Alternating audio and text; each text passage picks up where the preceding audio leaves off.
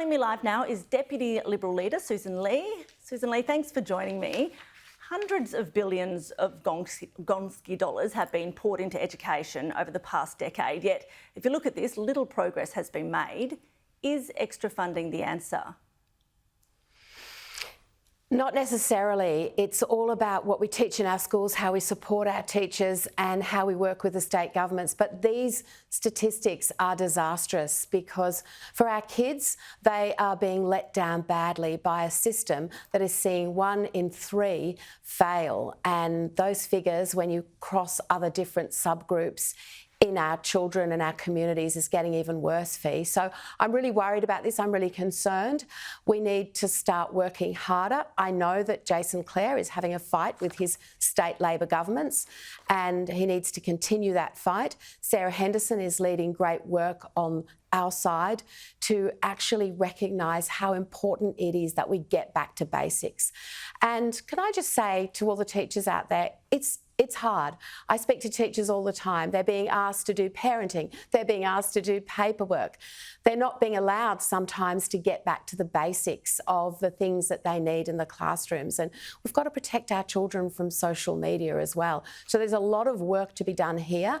I'm hearing some of the right noises from the government, but I'm not seeing an actual application of effort. Jason Clare's sitting in that room with all of his state Labor colleagues, except for one from Tasmania, but he needs to work incredibly hard to get this right. So on that standoff between the federal government and the states, the Commonwealth has pledged to increase its funding for public schools by 2.5%. Most states want 5%. They're refusing to sign that deal.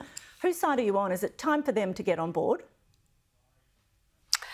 It's time for everyone to get on board with the mission here, which is to encourage and assist children, teachers and the schools to actually do what they know how to do best, which is to teach our children. Now, some of what's going on in schools is ideology and not enough of it is the basics that our children need to be taught. There's only so many hours in a day in a classroom.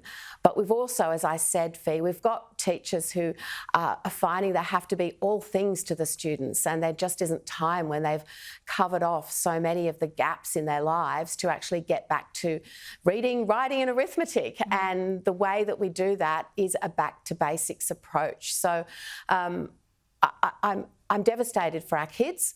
We can't accept this.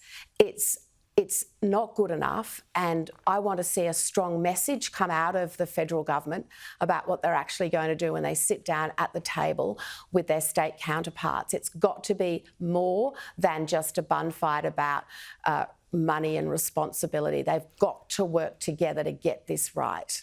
Moving on to another topic, members of the coalition are calling for every refugee arriving from Gaza to be screened by ASIO to prevent Hamas sympathisers from entering.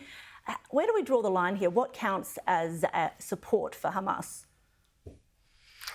We have zero tolerance. It's as simple as that. And I'm not interested in splitting hairs on this, Fee. Zero tolerance for Hamas sympathisers. People coming out of the war zone, and we've seen this in other conflicts. How do we know what's actually presented to us in the paperwork is correct? There's so many questions.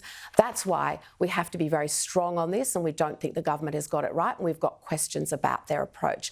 Are they putting their political interest ahead of the national interest? Are we talking if you have tweet, any, though? All of that needs to be. Let's not forget that Hamas is a listed terror organisation that started the conflict in Gaza on October the 7th last year, that refuses to release hostages, that has had so much evidence of atrocities, that does not believe in the future, any future for the State of Israel and so on. So anyone who sympathises with that, no. And we do want ASIO to examine every single application. Sussan Ley, we have run out of time, unfortunately, but thank you so much for joining me. Thank you.